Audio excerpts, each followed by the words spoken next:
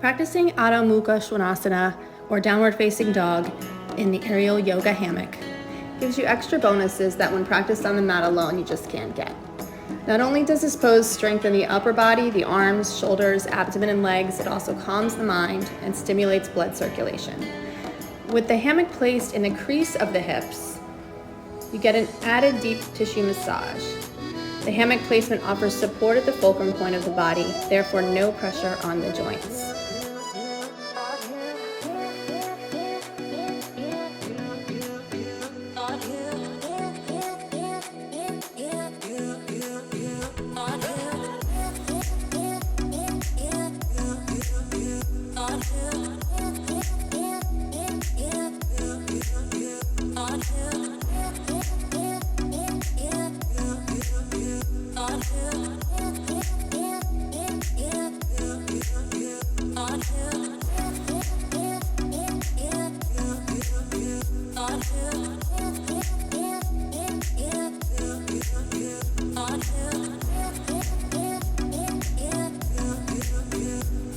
Slide your shoulder blades down along the spine and allow the collarbones to spread while keeping the base of the neck relaxed. Maintaining length in the spine is most important. For an even deeper stretch of the hamstrings, slightly lift the tailbone. It's a subtle movement up to the ceiling and pressing the mat away from the hands and back towards the heels of the feet. As you're kicking the leg back, extend as if you're extending one long line from your fingertips all the way through the body through the toes, keeping the hip points both pointing down towards the ground. From here, you can stack the hip by rotating the hips to one side of the room and then bending that knee. Still, as you can see, one line from the fingertips all the way to the knee. And then bring that leg forward, taking a little pyramid stretch here, maybe grabbing the ankle, pulling the chest toward the thigh. Bringing the feet back, hopping in and out. You're pushing off of your toes, hopping the legs wide, pushing off of the toes, hopping the feet together. Just a great way to work the feet and get a stretch. Always coming back into that downward dog position, keeping that alignment.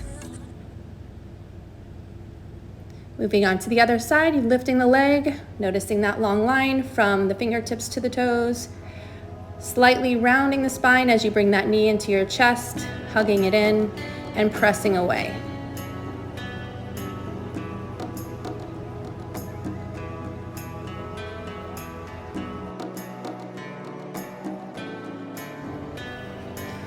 As we come into opening the hips here, you can see that I'm turning my hip bones towards the left. So the hips are facing the side wall. And then I bring my hips back square down to the ground. Stepping forward with that left leg, going into that pyramid, getting that deeper stretch.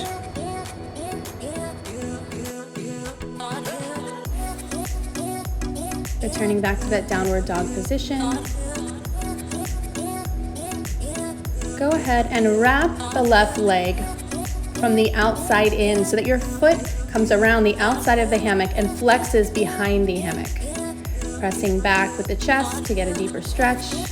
That knee can also stay bent, so as I flex my foot behind the hammock from the outside in, I slide it up, or that knee can stay bent. Just keep your knee in line with your hip.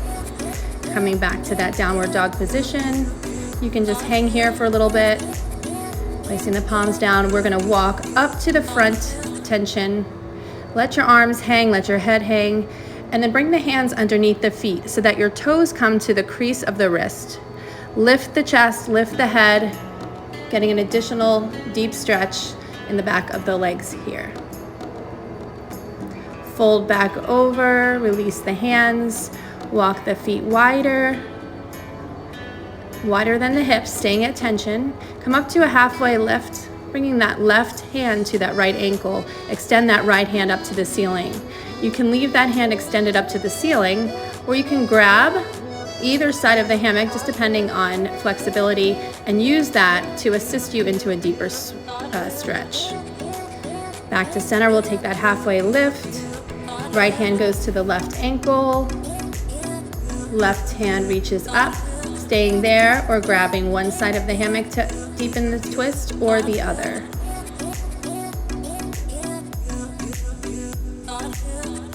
Bringing the hands back to the center. We'll walk the feet back in, bringing the left leg behind, pointing the toes. So your alignment here is your left hand, right behind that is your right foot, right behind that, your left toes. Lifting the arm, lifting the leg, or just lifting the arm. So I've got my right hand in front of my left toes and my right foot pointed behind my left. Lifting the arm, opening up the side body, then lifting the leg, or leaving the leg down if you prefer.